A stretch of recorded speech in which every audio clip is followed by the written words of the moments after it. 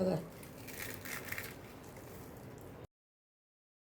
भुजिया save करण्यासाठी हे बटाटे उकळून घेतले. 4-5 बटाटे आपल्याला हवे तेवढे तुम्ही घेऊ शकता. मी साधारण मीडियम साईजचे 5 बटाटे उकळून घेतले. हे बटाटे आपल्याला चांगले किसून घ्यायचे, मऊ अगदी, कारण साच्यातून निघायला पाहिजे. बटाटे अगदी मऊ शिजवून घ्यायचे आणि गार करून घ्यायचेत.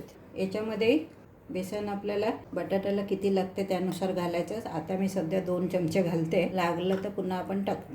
अर्धा चमचा मी ओवा बारीक करून घेतलाय. बारीक याच्यासाठी करायचं की आपल्याला साच्यातून पण निघायला पाहिजे. अर्धा चमचा हळद, चवीपुरतं मीठ, साधारण पाऊण चमचा आपण कलमी पावडर घेतली, 1 चमचा मिरे पावडर, 2 टीस्पून तेल. याला छान मिक्स करायचं आपल्याला. एकूण 4 चमचे बेसन घेतलंय मी. 10 ते 15 मिनिट सेट होऊ द्या. तेल तापवायला ठेवलंय.